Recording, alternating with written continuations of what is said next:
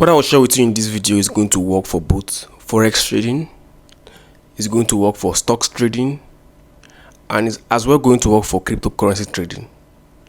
But in this video, I'm going to be using Bitcoin to show you how I use 4 steps to analyze the charts. If you're seeing me for the very first time, my name is Divine. What I do here is basically document how I trade and make videos that will improve how you approach trading. If you want to see something like this, I want you to like this video, I want you to subscribe, and also I want you to tell me in the comment section if I'm going to hit stop loss or if I will hit take profit.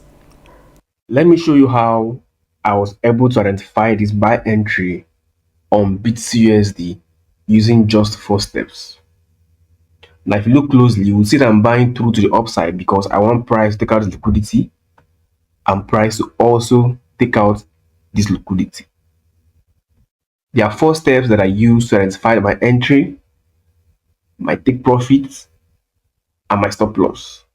I'm going to show you all of these things in this video. Now for me to come to the conclusion that I'm going to buy BTC, I had to understand what price was doing on the higher time frame, and I always like to use daily time frame. On daily time frame, I simply want to understand where price is coming from and where price is going to. That is always the first thing I want to do. Then I'll use that information to know what I'll be doing on the lower time frame. Now let me clear everything on the chart and start afresh. Now for me to identify where price is coming from and where price is going to, I simply want to use support and resistance. That I'm going to focus on what support and resistance is saying and use that information to know what I'll be doing on the lower time frame. And now this will practically work for every currency pair, stocks, and even cryptocurrency. I'm trying this out on BTC and this is my first time. Now for me to understand where price is coming from and where price is going to, I simply want to use support and resistance to understand where price is coming from and where price is going to. And how I do it is simply to zoom in properly and see the overall picture with my eyes. Now as you can see, price is coming from the downside here and price is getting to this high. If I'm to simply apply my support and resistance, you see that here is clearly a support level, right? Here is clearly a support level. Now I'm not trying to look at the wicks or the body. I'm trying to only have a good support level once it has at least more than 3 touches on it. So I don't care if it's on the wick or on the body, but so long that that trend is able to digest or carry out 3 touches on that particular trend, is valid for me. Now this is a very valid support, and for every support there is always a resistance. In this case, here is my resistance. Why? Because there's at least more than 3 touches on this particular resistance. The first one, second one, third one, fourth one, and even fifth one. This is a very valid resistance for me. Now, having identified that price is simply in an uptrend and price broke above a resistance level and that resistance level has turned to support, my projection is that price is in an uptrend. I'll be looking for buy opportunities, right? That is what support and resistance is saying. The next thing I want to do now is simply understand where the key levels are. And I like to identify key levels at the last point price made a reaction from on the trend. In this case, here is simply already as acting as a what? A key level, right?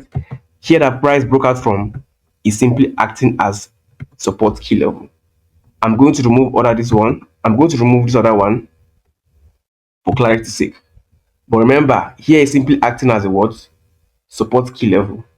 And the point that price got to when price broke above the resistance is my new resistance key level. Meaning I'm working with just two: support and resistance. And currently, price is currently at a what? Support key level.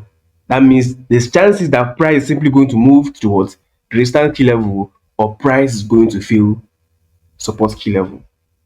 Now, for us to understand if price is going to move to that support key level, to that resistance key level, or price is going to break below support key level, I simply want to understand market structure. And for me to understand market structure, I simply have to go to the 4 hours time frame.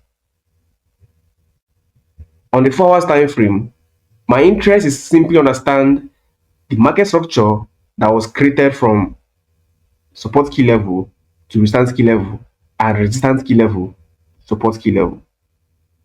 In this case here, I'm going to be paying attention to how price behaved when price got to the resistance key level to where price is currently at.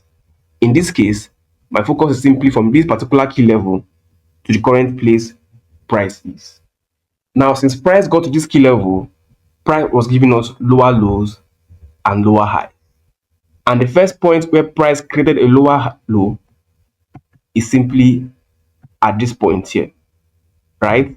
This is the first point that initiated this sell movement to the support key level. And from this point where price broke out, price gave us a what? A high here. And this high took out this low, right? And it created what? This high. And this high gave us this low, right? Meaning price is simply in a downtrend. Now that price has taken out this low, which I simply believe that price is simply going to create even a newer low up until price gets to this particular point here. But now, at what point is the best point that price is likely going to trigger the next low? Now, between the particular high and this low that was created, here is a complete pullback that price made, meaning that this place is assumed to be the next strong high for price to create a new low at this particular point here. Now, between this high and this low, where is the next point that price is likely going to buy to for price to continue the low? In this case, this point is simply the point of supply. Now, here is simply a what? Supply zone. That means I was able to simply identify the supply zone that was created from this particular high to this current place of price. Is that if price wants to simply sell, price should simply sell from this zone here. Hence, the reason I'm buying to that zone for price to initiate the sell.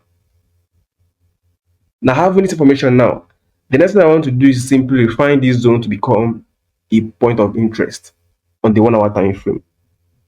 And then identify liquidity and use liquidity to know where price is likely going to go to. I'm going to show you right now in this video. Now, if I'm to refine this zone here, the best point I'm going to refine this whole supply zone here is simply at this level here, right? At this level here, at this place is simply going to be a valid supply zone that price is simply going to buy to continue to sell, because there has to be liquidity that will hold this zone for this zone to hold. And if you look closely, this is the first move that initiated a liquidity point here. Let me go to the 3-minute time frame so it will be very clear. Now, on the 15-minute time frame, if you look closely, you would see that the point that price initiated this particular sell movement was simply from this particular point here. And this place is simply the very valid supply zone that price is most likely going to buy to for the sell to continue. Why? Because there's liquidity. This is the first point that price induced liquidity. There's also liquidity here, where price induced liquidity. And for price to simply sell, price have to take out this liquidity, which is a fake move that price needs to make for price to continue the actual move, which is a downtrend. So most likely, price needs to take out this liquidity here Also, this liquidity here for price to simply sell. Hence the reason I'm buying from this level here to continue an uptrend. And how was I able to identify this buy opportunity? Now I understood that price was simply creating a downtrend. And when price was going to the downside, price was also creating swing low and swing high. In this case here, this is the last swing high that price created. Simply here. And here is also the last swing low that price created. And now this swing low caused a change of character and as well caused a break of structure, meaning price is now in an uptrend. The reason why I was able to identify this point was because there is also a flip zone here, because this was the point where price was supposed to hold to continue the sell, but instead it failed, and here becomes a flip zone, right? And when price got to this point and gave me a change of character, then I identified my buy opportunity, and I'll show you how I did that on 5 minutes time frame.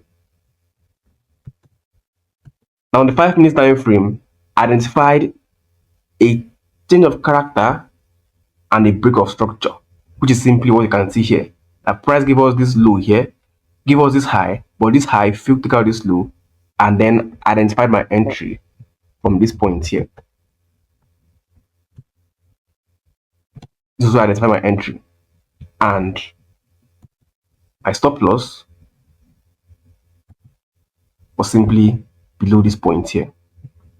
And remember, I'm targeting those liquidity points that I identified earlier on. That this place is going to be my TP1, and here's going to be the full TP. This is basically how I go to the higher time frame down to lower time frame and in my setups. Now there's no guarantee that this price is going to get to this point, and there's no guarantee that price is going to get to this point.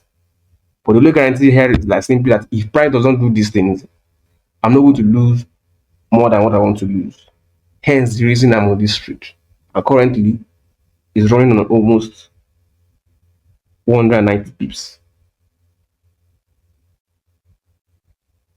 That will be all for this video. I will see you in the next one. Peace.